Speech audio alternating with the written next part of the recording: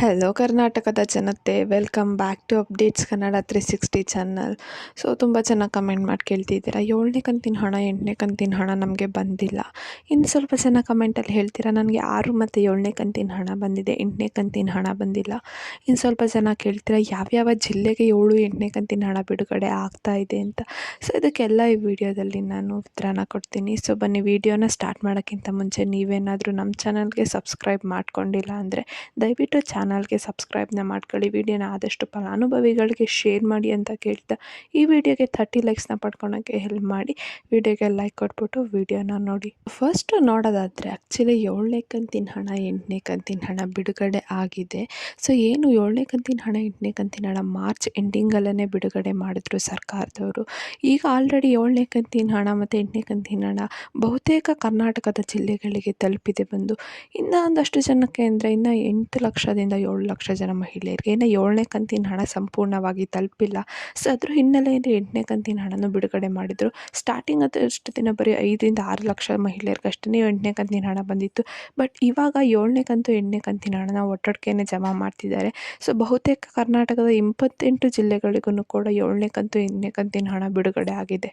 So ಆ ಯಾವ 28 ಜಿಲ್ಲೆಗಳು ಅಂತ ನೋಡೋದಾದರೆ ಫಸ್ಟು ಬಂದುಬಿಟ್ಟು ಇದು ಬಾಗಲಕೋಟೆ, ಬೆಂಗಳೂರು ನಗರ ಮತ್ತು ಬೆಂಗಳೂರು ಗ್ರಾಮಾಂತರ, ಬೆಳಗಾವಿ ಜಿಲ್ಲೆ, ಬಳ್ಳಾರಿ ಜಿಲ್ಲೆ, ಬೀದರ್, ವಿಜಯನಗರ, ಚಾಮರಾಜನಗರ, ಚಿಕ್ಕಬಳ್ಳಾಪುರ, ಮಂಗಳೂರು, ಚಿತ್ರದುರ್ಗ, ದಕ್ಷಿಣ ಕನ್ನಡ, ಗದಗ, ಕಲಬುರಗಿ, ಹಾವೇರಿ, ಹಾಸನ, ಧಾರವಾಡ, ದಾವಣಗೆರೆ, ದಕ್ಷಿಣ ಕನ್ನಡ ಮತ್ತು ಯಾದಗಿರಿ, ಉಡುಪಿ, ಉತ್ತರ ಕನ್ನಡ, ತುಮಕೂರು, ಶಿವಮೊಗ್ಗ, ರಾಮನಗರ, ರಾಯಚೂರು, ಕೊಡಗು, ಕೋಲಾರ, ಕೊಪ್ಪಳ ಮತ್ತು ಮಂಡ್ಯ, ಮೈಸೂರು.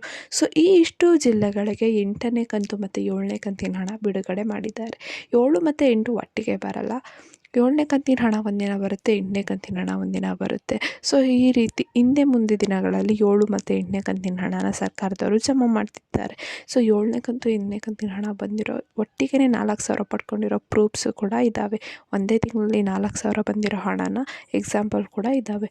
ಇನ್ನು ಮತ್ತು ಇನ್ನೊಂದು ಕಡೆ ಬರೋದಾದರೆ ಏನು ಸರ್ಕಾರದ ಕಡೆಯಿಂದ ಪೆಂಡಿಂಗ್ ಹಣನೂ ಕೂಡ ರಿಲೀಸ್ನ ಮಾಡ್ತಾ ಇದ್ದಾರೆ ಸರ್ಕಾರದವರು. ಏನಕ್ಕೆ ಇವೆಲ್ಲ ಒಟ್ಟಿಗೆ 7 ಕಂತು 8ನೇ ಕಂತು ಮತ್ತು ಪೆಂಡಿಂಗ್ ಹಣನ ಇದೇ ತಿಂಗಳು ರಿಲೀಸ್ ಮಾಡ್ತಿದ್ದಾರೆ ಅಂದರೆ, ಏನು ಈ ತಿಂಗಳು 26ಕ್ಕೆ ಒಂದು ಏನು ಲೋಕಸಭಾ ಎಲೆಕ್ಷನ್ ಬರೋದಲ್ಲ. ಸೊ ಇದಕ್ಕಿಂತ ಮುಂಚೆ ಸರ್ಕಾರದವರು ಏನೇನೆಲ್ಲ ಕೆಲಸ ಮಾಡ್ಕೋಬೇಕು ಅದೆಲ್ಲ ಮಾಡ್ಕೊತಾರೆ. ಅಂದರೆ ಪೆಂಡಿಂಗ್ ಹಣ, ಅನ್ನಭಾಗ್ಯ ಹಣ ಇರಲಿ, ಯುವ ನಿಧಿ ಹಣ ಇರಲಿ, ಎಲ್ಲ ಯೋಜನೆ ಹಣನ ಮತ್ತು ಸ್ಕಾಲರ್ಶಿಪ್ಸು, SSB ಸ್ಕಾಲರ್ಶಿಪ್ ಎಲ್ಲ ಹಣನ ರಿಲೀಸ್ ಮಾಡ್ತಾರೆ. ಸೊ ಈಗ ಪೆಂಡಿಂಗ್ ಹಣ ಪಡ್ಕೊಳೋ ಜವಾಬ್ದಾರಿ ನಿಮ್ಮದು. ಸೊ ಅದಕ್ಕೆ ಏನೇನು ಚೇಂಜಸ್ ಬೇಕು ಅದನ್ನೆಲ್ಲ ಮಾಡ್ಕೊಳ್ಳಿ. ಒಂದು ವೇಳೆ ನಿಮಗೆ ಆಗಲಿಲ್ವಾ, ಚೇಂಜಸ್ ಮಾಡಿದ್ರೂ ಹಣ ಬರ್ತಿಲ್ವ, ಒಂದು 2-3 ದಿನ ಬಂದು ನೋಡಿ ಬರ್ತಿಲ್ಲ ಅಂದರೆ ನೀವು ಬೆಸ್ಟು ಹೊಸ ಅಪ್ಲಿಕೇಶನ್ ಹಾಕೋದು. ಹೊಸ ಅಪ್ಲಿಕೇಶನ್ ಹಾಕಿದ್ಮೇಲೆ ಎಷ್ಟು ಕಂತಿನ ಹಣ ಬರಬೇಕು ಅದನ್ನೆಲ್ಲ ಒಟ್ಟಿಗೆ ರಿಲೀಸ್ ಮಾಡ್ತಾರೆ.